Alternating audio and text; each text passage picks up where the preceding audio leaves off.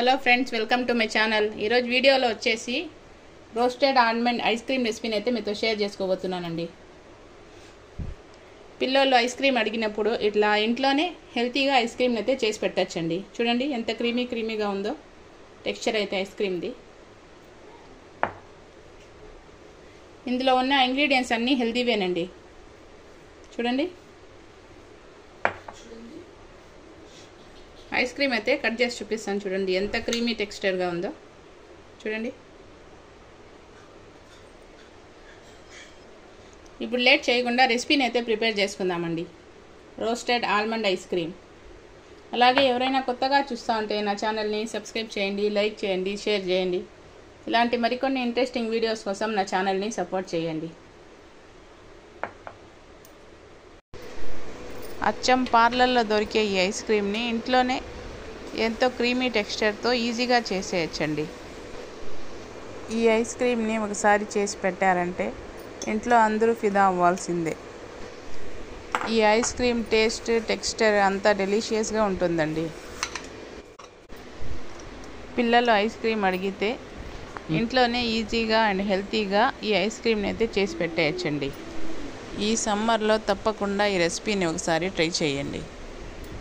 Ice cream prepare చేసుకునేదానికి half litre చిక్కటి పాలని తీసుకోవాలండి.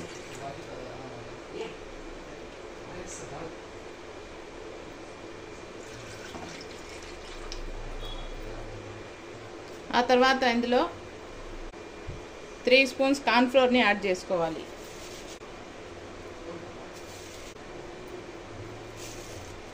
ఇదంతా ఒకసారి మిక్స్ చేసుకోవాలి ఉండలు లేకుండా.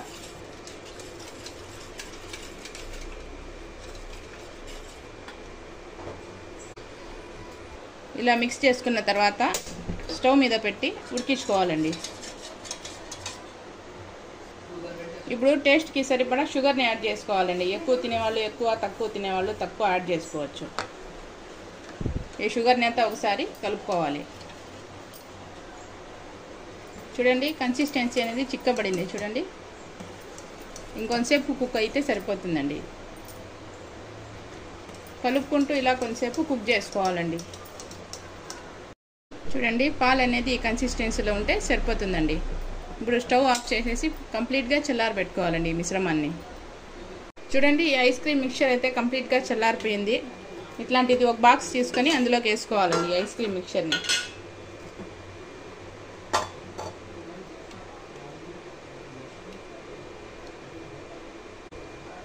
చూడండి, ఇలా వేసుకున్న ఈ ఐస్ క్రీమ్ మిక్చర్ని 1 అవర్ పాటు ఫ్రీజర్లో పెట్టుకోవాలండి.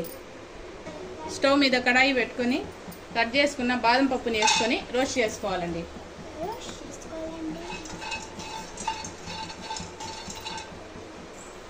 ఇలా కలుపుకుంటూ రోస్ట్ చేసుకోవాలండి బాదంని. ఇప్పుడు ఇందులో హాఫ్ స్పూన్ నెయ్యిని యాడ్ చేసుకోవాలండి. ఈ నెయ్యిలో బాదంని బాగా రోస్ట్ చేసుకోవాలి. గోల్డెన్ కలర్ వచ్చేంత వరకు. చూడండి, బాదం అయితే రోస్ట్ అయిపోయింది.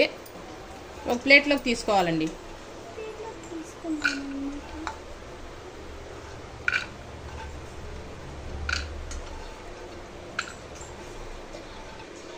వన్ అవర్ ఫ్రీజ్ చేసుకున్న తర్వాత ఈ ఐస్ క్రీమ్ మిక్చర్ని ఒక మిక్సీ జార్లోకి వేసుకోవాలండి.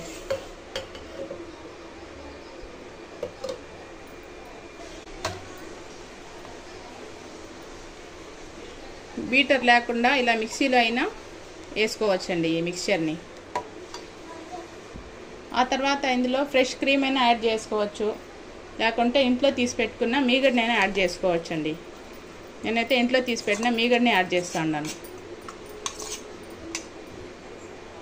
ఆ తర్వాత ఈ మిక్చర్ని గ్రైండ్ చేసుకోవాలండి.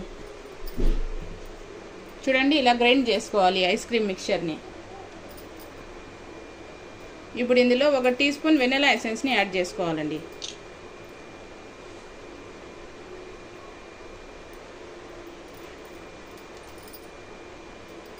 ఈ మిక్చర్ అంతా బాగా కలుపుకోవాలి. చూడండి ఎంత క్రీమీగా ఉందో టెక్స్చర్ అయితే.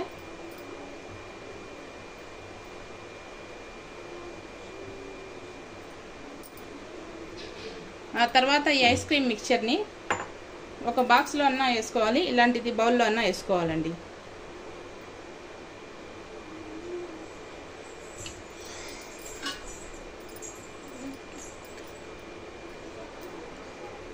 ఇప్పుడు ఇందులో రోస్ట్ చేసుకున్న బాదంని యాడ్ చేసుకోవాలండి. కొన్ని అయితే సైడ్స్కి పెట్టుకోవాలండి గార్నిష్ కోసం.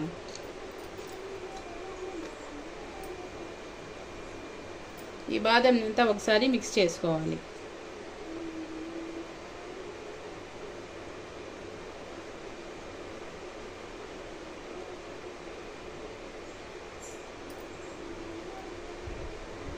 ఇలా వేసుకున్న తర్వాత పేపర్ ఫాయిల్తో అన్నా దీన్ని క్లోజ్ చేసుకోవాలి, లేకుంటే పాలిథిన్ కవర్తో అన్నా ఫిలప్ చేసుకోవాలండి. నేనైతే బటర్ పేపర్ పెట్టి క్లోజ్ చేస్తున్నాను.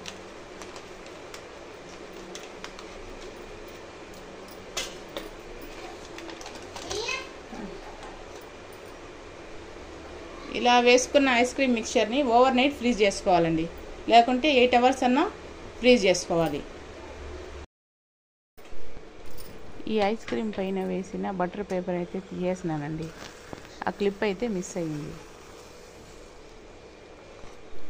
ఒక బౌల్లో ఈ ఐస్ క్రీమ్ని వేసుకోవాలి.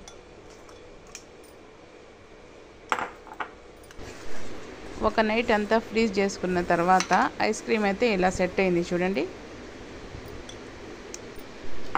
ఈ సమ్మర్లో తప్పకుండా ఈ రెసిపీని అయితే ఒకసారి ట్రై చేయండి. ఇంట్లో పిల్లలు ఐస్ క్రీమ్ అడిగినప్పుడు ఇలా ఒకసారి చేసి పెట్టండి. అంతేనండి, రోస్టెడ్ ఆల్మండ్ ఐస్ క్రీమ్ అయితే రెడీ అయిపోయింది. అలాగే ఎవరైనా కొత్తగా